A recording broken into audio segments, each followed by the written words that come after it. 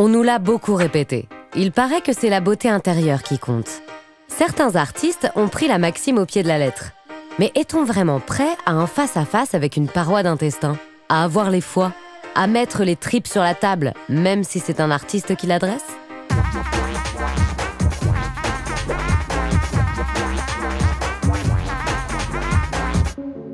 Le corps ouvert obsède de nombreux artistes, comme le peintre Francis Bacon et ses crucifixions, ou le cinéaste David Cronenberg, qui entre au musée avec un court-métrage sur des cires anatomiques italiennes du XVIIIe siècle.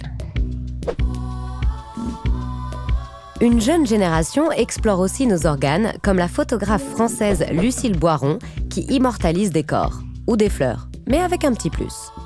Lucille, que voit-on là sous la fleur sur ta photo? C'est des abats. Ah d'accord. Ouais. Dans son travail, Lucille confronte l'élan vital à la dégénérescence. Fruits, fleurs, peau, boyaux, c'est un dialogue constant avec la fragilité de l'existence. Quand on regarde ces photos, notre cœur balance entre une sensation de poésie et de malaise.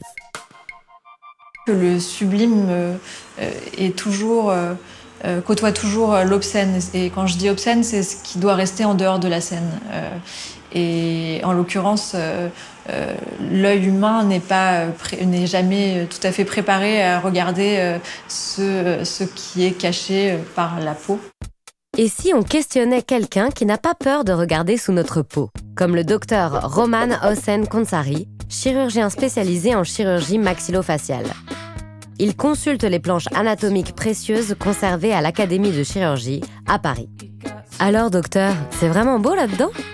La beauté d'un geste chirurgical ou la beauté d'un champ opératoire pour un chirurgien sont autant liées à une vision de l'anatomie qui peut être objectivement très esthétique, avec des couleurs, des nuances, des textures qui sont parfois très belles, très variées. On est face à un paysage en fait intérieur. Mais la beauté intérieure, c'est un concept qui aurait pu ne jamais voir le jour. Jusqu'à la Renaissance, le droit romain avait interdit les dissections. Les médecins se rabattent sur des singes, d'où quelques approximations. Léonard de Vinci, à partir de 1487, ose disséquer des cadavres sous le manteau. Et tout va changer avec un médecin belge, Vézal, qui révolutionne l'anatomie. Il étudie sous toutes leurs coutures des condamnés à mort qu'il décroche du gibet. En 1543, il publie un traité, De Humani Corporis Fabrica. La majorité de ces 277 planches sont illustrées par un disciple du Titien, Jan Stefan van Calcar.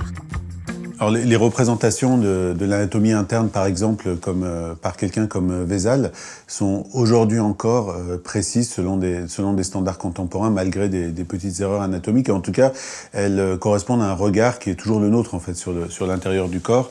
Un regard qui cherche à explorer les moindres détails des structures internes. À partir de là, l'anatomie devient incontournable dans l'enseignement artistique. Certaines œuvres deviennent mythiques, comme la dissection de Rembrandt, ou l'ange anatomique de Jacques-Fabien Gauthier d'Agoty. Au XXe siècle toutefois, les artistes s'affranchissent du dessin anatomique, mais pas de la fascination pour le corps. Mais la médecine n'est jamais loin. Le documentaire De Humani Corporis Fabrica, clin d'œil à Vézal, donne à voir des opérations dans un hôpital. Les cinéastes Verena Paravel et Lucien Castin-Taylor ont utilisé les mini-caméras des chirurgiens. Quant à Lucille Boiron, elle s'est infiltrée dans un bloc opératoire pour photographier la pose de prothèses mammaires. On est vraiment dans un moment et un lieu hors de tous les lieux. Ce qui fait que ce à quoi on assiste, il y a quand même une forme de profanation, puisque d'un coup, on a accès à l'envers d'un corps. Profanation ? Éthique ? Sur le modèle des écorchés de l'anatomiste Honoré Fragonard en 1766, le médecin allemand Gunther von Hagens plastine des vrais cadavres. Et dans des positions, disons, acrobatiques.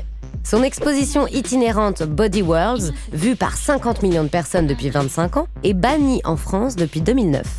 Il y a quand même des limites à la beauté intérieure.